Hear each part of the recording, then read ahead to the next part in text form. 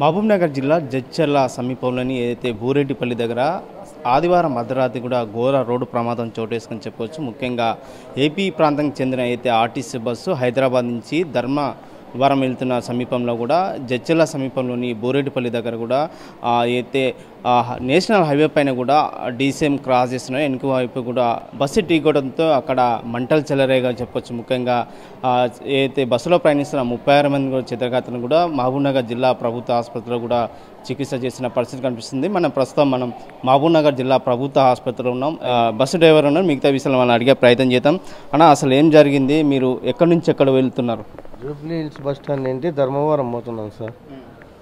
ధర్మవరం పోతున్నాము. జగ్చర్ల దాటినిచ్చి డీసీఎం 2 బండ్లు ఇట్లా ఇక్కడ కర్నూలు వైపే వెళ్తున్నాయి. కానీ అంత ముందరకు పోయి డీసీఎం డ్రైవర్ యూటర్నింగ్ తీసుకున్నాడు. ఆ చిన్న వర్షం వచ్చేది. అక్కడ పోతే డివైడర్ ఉంది, ఇక్కడ పోతే గుంతలు ఉంటాయి. మధ్యలో ఎక్కడ పోయి ఎక్కినది వర్షం వస్తుంది. దాని పోయి యూటర్న్ తీసుకుంటేనే ఆ వర్షంలో ఇది చాలా దూరం ఏమి లేవు, దగ్గర వచ్చి అట్లా అనుకోవడం జరిగింది. ఏమంటే ప్యాసింజర్లకు కూడా ఎవరికి ఏమి గాయలే, నాకు ఒకరికి తప్ప ఇది ఏంటిది చిన్న గాయాలు అయినాయి ప్యాసింజర్లకు, 3 గాయాలు. మళ్ళీ అది దాన్ని తగులుకోవడం వల్ల అది వైర్లో మిల్ట్ అయ్యి ఫైర్ అయింది సార్. అంటే మీరు సరిగ్గా ఏ టైంకి జరిగింది అనుకుంటున్నారు? అసలు ఎట్లా జరిగింది? 1:50 1:50 ఉంటుంది సార్. మేము ఇక్కడ వచ్చేళ్ళకి ఇటు 108లో వచ్చేళ్ళకు 2 అయింది అన్నారు సార్ వాళ్ళు. ఆ టైం అంతే 1:50 అంతే. మీ బస్సులో ఎంతమంది ప్రయాణిస్తున్నారు? 36 మంది ఉన్నారు సార్. 36 మంది ప్రయాణికులు. డీకును మంటలు ఎంబడే వాపించావా? తర్వాత వచ్చి ఈడ్చుకొని పోయి ముందరికి పెట్టినాక చిన్నగా లేచినాయి. నేను అప్పటికే ప్రెస్ అయిపోయినా దాని స్టీరింగ్ను సీటుకు ఇట్లా లోపల. అప్పటికే చిన్నగా ఫైర్ అవుతా అనేది రోడ్డు అంటే వాళ్ళు ప్రయాణికులంతా పీకి విడదీయడంతో బయటకు వచ్చినారు. మీకు ఎలాంటి ప్రమాదం జరిగింది? డాక్టర్లు ఏం చెప్పారు ట్రీట్మెంట్ చేస్తుంటే? ఈ లెగ్ ఎరిగిందంటే చిన్న ఫ్రాక్చర్ అయిందంట సార్. పైన 3 దెబ్బలేను అయింది ఈడ మోకాలికి. దీనికైతే చిన్న రాడ్ వేయాలన్నారు, లేదండి. ఇక్కడైనా ఉండండి, లేదంటే ఎక్కడైనా పోతారంటే అక్కడ పోండి, లేదంటే ఈడైనా వేస్తాము అన్నారు. వేరే చూస్తే దాన్ని ఏమాట కనుక్కొని చూస్తాం సార్. మీది ఏ ఊరు? మాది నార్పల సార్, అనంతపురం జిల్లా నార్పల మండలం. ముఖ్యంగా కూడా ప్రమాదం అయితే అర్ధరాత్రి 1:30 ప్రాంతంలో కూడా జరిగినట్లుగా డ్రైవర్ చేసిన పరిస్థితి కనిపిస్తుంది. ముఖ్యంగా ప్రమాద కారణాలు ఏంటంటే వర్షం పడుతున్న సమయంలో కూడా అటువైపు వెళ్తున్న డీసీఎం యూటర్న్ తీసుకున్న సమయంలో కూడా ఒకేసారి కూడా వర్షంలో కూడా ఏదైతే వైపర్ సంబంధించిన కూడా కనపలేని పరిస్థితుల్లో ఢీ కొట్టడం జరిగిందని చెప్పి డ్రైవర్ తెలియజేస్తుంది. ముఖ్యంగా స్వల్ప గాయాలతో కూడా స్థానిక ప్రయాణికులు కూడా బయటపడ్డారు. నాకు మాత్రం కొంచెం ప్యాచర్ జరిగింది, కాలు విరగడం జరిగింది. ఈ బస్సుకు సంబంధించిన 2 డ్రైవర్ కూడా ఉన్నారు. మిగతా విషయాలు మనం అడిగే ప్రయత్నం చేద్దాం. అన్న, చెప్పండి, మీది ఏం పేరు? అసలు ప్రమాదము వర్షం కారణంగా అంటారా? అసలు ఏం జరిగింది అన్న? ప్రమాదం వస్తే నేను నిద్రపోయినాను సార్. నేను పండుకుంటాను. నేను డబుల్ డ్రైవర్లము. అక్కడి నుంచి ఆయన తోలుతాడు కర్నూలు దాకా. కర్నూలు నుంచి నేను తీసుకుంటాను.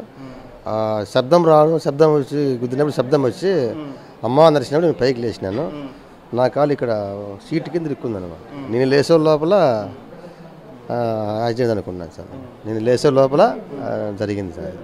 అంటే మీ బస్సులో 36 మంది ప్రయాణికులు ఉన్నారంట, వాళ్ళు ఎట్లా కాపాడారు? ఎవరు? నేనే సార్. నేనే 5 మందిని దింపేసాను సార్, ముసలిళ్ళందరూ. నేను కొంతమంది వెనకాల బ్యాక్ గ్లాస్ పలుకొట్టినాము. కొంతమంది పిల్లలు కార్ డ్రైవర్లు అంతా వచ్చి వాళ్ళు హెల్ప్ చేసి పిల్లలందరినీ ముసలిళ్ళందరినీ కింద దింపేసినాం అందరినీ నేను. ప్లస్ వాళ్ళని దింపిన తర్వాత మా డ్రైవర్ని మేము కాపాడే ప్రయత్నంలో చేసినాం. అప్పుడు చిన్న మంటలు పోలేదంటే నేనే వాటర్ బాటిల్ తీసుకొని కొన్ని పోసిన కాళ్ళ దగ్గర. ఇప్పుడు ఫైర్ తక్కువైంది. నెక్స్ట్ ఇతను తీసేకి 15 నిమిషాలు పట్టింది సార్. ఆయన్ని కావడంలే. పెద్ద రాడ్లు మా బస్సులోనే ఉన్నాయి. స్టీరింగ్కి 2 మాకాలు అనకపోయినాయి సార్. రావడంలో అరుస్తున్నాడు, పీకితే ఇరిగిపోతుంది. ఆల్రెడీ ఇరిగిపోయింది సార్. అందులోకి ఎవరో కార్ డ్రైవర్లు వచ్చి 5 మంది పిల్లలు వాళ్ళే అయితే హెల్ప్ చేసి కింద దించితే ఆయన నడచలేకపోతున్నాడు. ఎత్తుకొని వచ్చి రోడ్లోకి వేసి దానికి అంబులెన్స్ వచ్చిన తర్వాత మేము ఆయన్ని పంపించినాం సార్. అక్కడి నుంచి నేను ఫైర్ ఇంజిన్ వేసిన తర్వాత బస్సు కాలిపోయిన తర్వాత నేను పోలీస్ స్టేషన్కి తీసుకుపోయాను. అది జరిగింది. అంటే డీసీఎం డ్రైవర్ కూడా ప్రమాదం జరిగిందా? ఆయనకి ఏమైనా గాయాలయ్యా? ఆయన ఉన్నాడా? స్టీరింగ్ మీద అట్లే ఉన్నాడు సార్. ఆయన స్టీరింగ్ మీద కూర్చొని ఉన్నాడు. ఆయన దిగలా. మేము ఎంతమంది తీస్తున్నాం కానీ ఆయన దిగలే. ఆయన ఆయనకి అస్సలు ఏమాత్రము గాజు పడకని తెలియదు సార్ ఆయనకి.